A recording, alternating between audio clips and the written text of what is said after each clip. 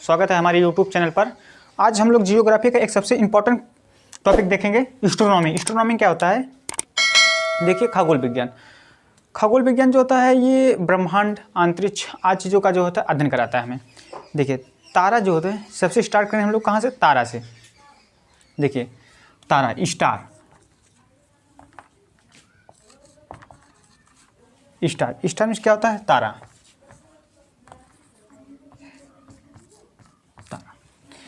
देखिए, तारा किसे कहते हैं? इसकी दो परिभाषाएं हैं। जिसके पास खुद का हीट और खुद की लाइट हो। जिसके पास खुद का हीट और खुद का लाइट हो वह क्या होता है? तारा। तारा कहलाता है। जैसे सन। सन क्या है? सन एक प्रकार का क्या है? तारा है, क्योंकि उसके पास खुद की हीट है और खुद का लाइट है। लेकिन अगर हम बात करें चंद्रमा की, मून, अगर हम बात करें मून की, तो आप लोग बताइए क्या चंद्रमा तारा है या नहीं है? देखिए, चंद्रमा जो होता है तारा नहीं है। ये जो होता है सूर्य के प्रकाश से प्रकाशित होता है। किसके प्रकाश से प्रकाशित? सूर्य के प्रकाश से प्रकाशित होता है। इसके पास स्वयं हीट नहीं होता है और ना कि स्वयं की लाइट होती है, इसलिए यह जो होता है मून क्या होता है? तारा नहीं है। आइए देखते हैं तारा बनता कैसे है। तारा बनता कैसे है?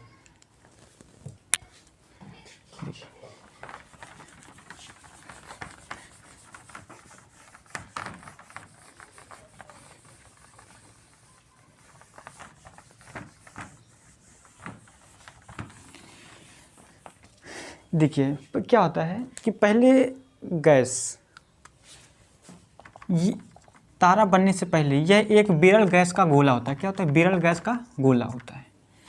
ये विरल गैस का गोला होता है। लेकिन ग्रेविटेशन के कारण जो होता है, ये जो होता है गैसें पास पास आने लगती हैं। गैसें पास पास आने लगती हैं। जब ये गैसें पास पास आने लगती है, इसे हम कहते हैं सघन, और जो दूर दूर होते हैं उन्हें कहते हैं विरल गैस। ये होते हैं सघन। ग्रेविटी के कारण ये होते हैं सघन हो जाते हैं यही गैसें। जब ये सघन हो जाते हैं इन्हें हम कहते हैं क्या? हिंदी में बोलते हैं नेबुला, नहीं सॉरी, निहारिका, और इंग्लिश में बोलते हैं नेबुला। नेबुला। इसे हम गैसों का बादल भी कहते हैं। इसे क्या कहते हैं? गैसों का बादल।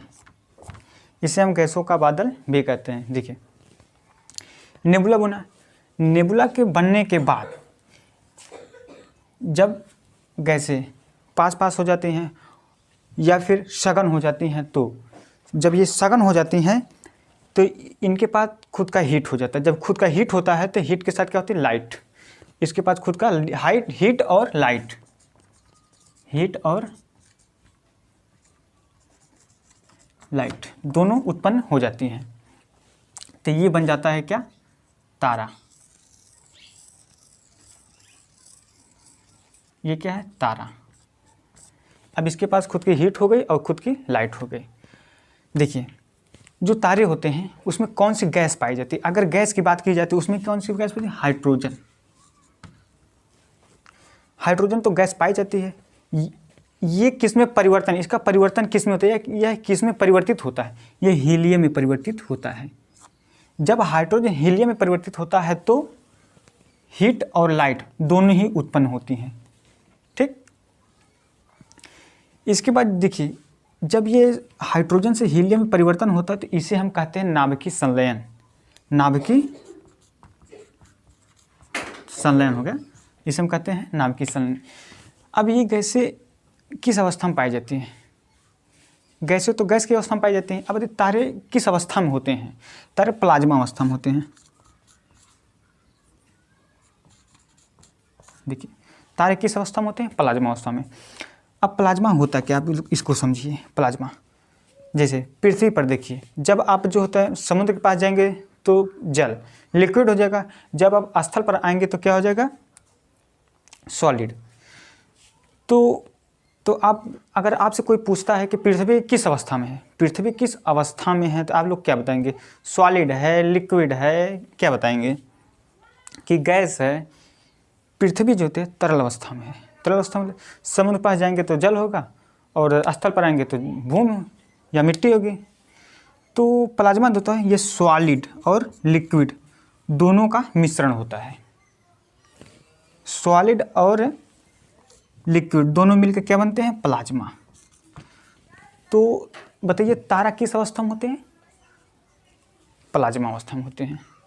प्लाज्मा आप लोग को समझ गए होंगे। देखिए ये तो तारा बन गया। तारा बनने के बाद जब इसमें ईंधन जो होता है 90% खत्म हो जाता है। तारा का ईंधन 90% खत्म हो जाता है। 90% खत्म हो जाता है। देखिए तो इसका आकार क्या होता है? बढ़ जाता है। इसका आकार बढ़ जाता है। इसका आकार बढ़ जाता है। आकार तो बढ़ जाता है, लेकिन जब तारा का 90% ईंधन खत्म हो जाता है, फ्यूल खत्म हो जाता है, तो बचता कितना है? 10%। तो इसमें ईंधन कितना बचेगा?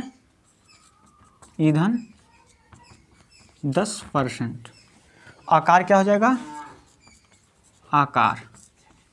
आकार बढ़ जाएगा, लेकिन फ्यूल घट जाएगा। केवल 10% ही फ्यूल बचता है। जब ये 10% बचता है फ्यूल और इसका आकार बढ़ जाता है, इसे कहते हैं रेड जाइंट। क्या कहते हैं? Red giant. अगर हिंदी की बात करें तो इसे कहा जाता है लाल दानव।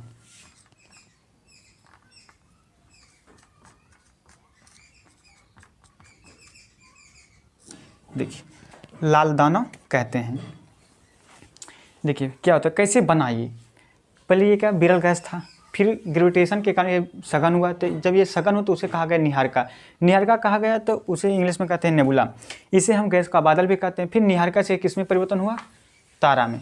जब ये तारा जो होता है, तारा बने, इसमें तारे में कौन सी गैस पाई जाती है? हाइड्रोजन गैस पाई। किस में परिवर्तन होता है? हीलियम में परिवर्तन होता है। किस प्रक्रिया द्वारा परिवर्तन? नाभिकीय संलयन प्रक्रिया द्वारा होता है। तारा किस अवस्था में होता है? प्लाज्मा अवस्था में होता है। प्लाज्मा क्या होता है बता दे चुके हैं। अब देखिए ये जो होता है तारा जब तारा में ईंधन खत्म हो जाता है या 90% खत्म हो 10% बचता है, तो वो उसका आकार बढ़ जाता है। जब आकार बढ़ जाता है तो उसे हम कहते हैं रेड जाइंट। जब रेड जाइंट कहते हैं, ये छोटा ग्रह हो, छोटा तारा हो या बड़ा तारा, ये यहाँ से यहाँ तक इसकी प्रक्रिया चलेगी। कहाँ से? विरल गैस से लेकर लाल दानों तक, यहाँ तक इसकी प्रक्रिया है। ये छोटे तारे हों या बड़े तारे, यहाँ तक इनको आना ही है। कहाँ तक? रेड जाइंट या लाल दानों तक ये बनना ही है हर हाल में।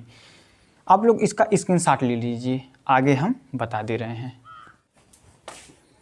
देखिए ये क्या हमारा है? रेड जाइंट, लाल दानव।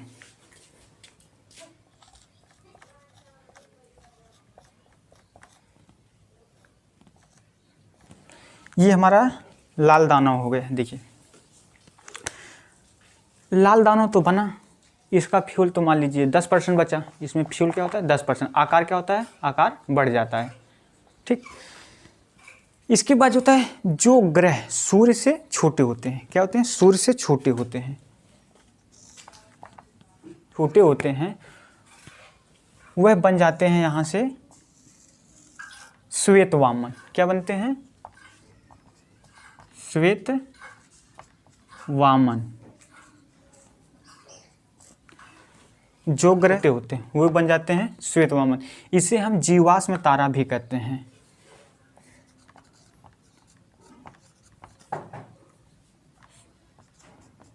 देखिए इसे हम जीवाश्म तारा, आप समझिए आप लोग, इसे हम जीवाश्म तारा क्यों कहते हैं? इसे हम जीवाश्म तारा क्यों कहते हैं? क्योंकि अब इसमें रेड जाइंट में जो होता है ईंधन कितना था? 10% है, लेकिन जीवाश्म में कितना बचता है? 5%। ये कितना बचता है? इसमें फ्यूल कितना बचता है? 5%। इसके बाद जो होता है इसे हम जीवाश्म तारा या श्वेत वामन भी कहते हैं। श्वेत वामन या जीवाश्म, अर्थात इसमें जीव रहता है। ये हल्के हल्के टिमटिमाते हैं, केवल हल्के हल्के। जब इसमें फ्यूल 100% खत्म हो जाता है तो वह बन जाता है काला वामन।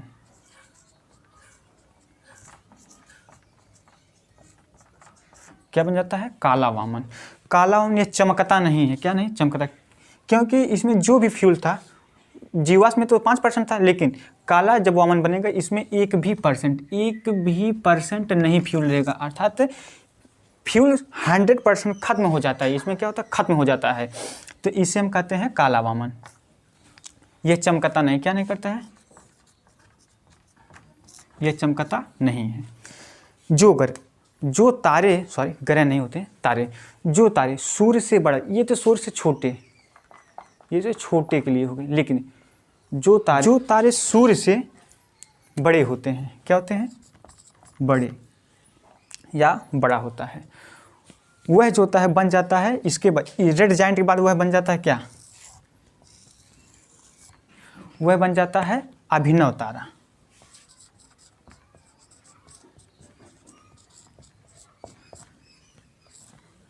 यह बन जाता है अभिनव, जो सूर्य से बड़े होते हैं वह बन जाते हैं अभिनव तारा।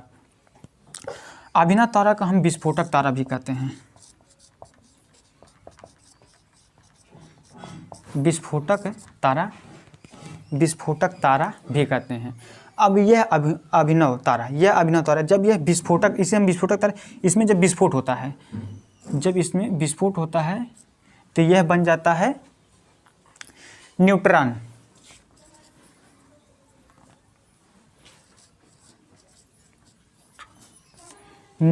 इसमें कोई भी आवेश नहीं होता। पहली बात, इसमें कोई भी आवेश नहीं होता है, लेकिन यह क्या करता है, चमकता है। यह चमकता है लेकिन आवेश नहीं होता। देखिए, आवेश नहीं होता है लेकिन यह चमकता है।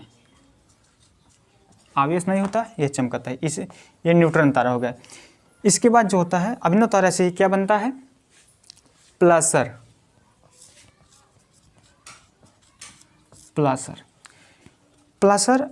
बनता है।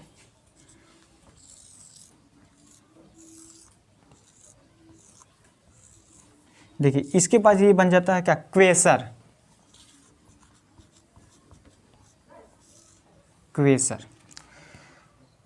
हो गया। इसके बाद ये बन जाता है क्या, ब्लैक होल। आप लोग सुने होंगे ब्लैक होल, ये क्या बन जाता है, ब्लैक होल। देखिए, अभिनव तारा से क्या बनता है, न्यूट्रॉन। देखिए, चारों में से कोई एक ही बनेगा, ये नहीं कि बने अभिनव तारा से चारों बनेंगे, अभिनव तारा से चारों नहीं बनेंगे, इसमें से केवल एक ही बनेगा। या तो न्यूट्रॉन बन सकता है, प्लेसर बन सकता है, क्वेसर बन सकता है, या ब्लैक होल बन सकता है। देखिए, ये हो गया। ये जो होता है प्लेसर और क्वेसर, ये दो चीज, ये चीज जो होता है इतनी तेजी से घूर्णन, ये लोग क्या करते हैं, घूर्णन। ये लोग क्या करते हैं, घूर्णन ये लोग करते हैं। लेकिन ब्लैक होल चमकता नहीं है, यह चमकता नहीं है। ब्लैक होल की डेंसिटी इतनी अधिक होती है कि देखिए, जिस वस्तु की डेंसिटी अधिक होती है उसका वेट भी अधिक होता है। इसकी डेंसिटी इतनी अधिक होती है कि इसके 1 चम्मच मिट्टी का भार 10 हाथी के बराबर होता है। इसका भार 10 हाथी के बराबर होता है। किसका, ब्लैक होल का। इसकी डेंसिटी इतनी अधिक होती है, डेंसिटी के कारण इसका वेट इतना अधिक होता है कि कल्पना भी नहीं की जा सकती है।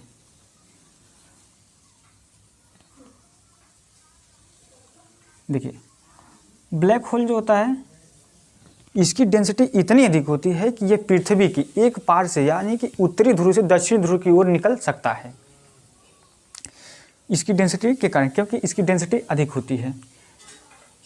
देखिए, चंद्रशेखर सीमा क्या होती है, चंद्रशेखर, भारत के वैज्ञानिक चंद्रशेखर ने बताया कि जो तारा सूर्य से 1.44, सूर्य से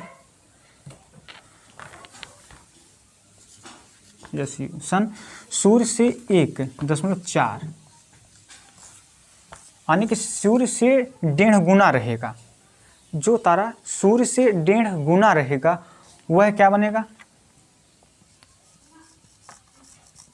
श्वेत वामन बनेगा।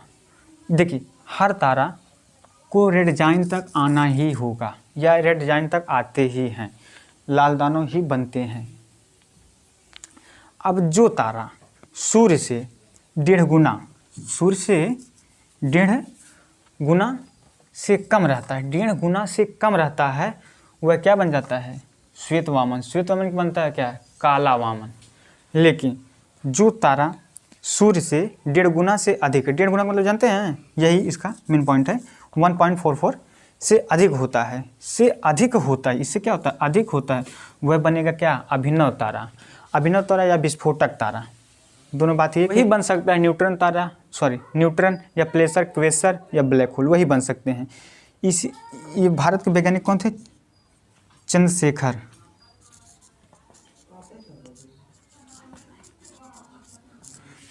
ने बताया कि सन से, सूर्य से 1.44 गुना अधिक रहेगा तो वह बनेगा अभिनव तारा, न्यूट्रॉन, प्लेसर क्वेसर या ब्लैक होल। अगर सूर्य से 1.5 गुना से कम अर्थात 1.44 से कम है तो वह क्या बनेगा, श्वेत वामन, काला वामन। बस यही 2 स्टेज तक बनेंगे। लेकिन अगर यह जो होता है सूर्य से 1.44 से अधिक बड़ा है तो वह क्या बनेगा, तो वह बनेगा अभिनव तारा, न्यूट्रॉन, क्वेसर, पेसर और ब्लैक होल, यही बनेगा। सबसे पहले इसका पता किसने लगा, चंद्रशेखर ने, इसलिए इसे हम कहते हैं चंद्रशेखर सीमा।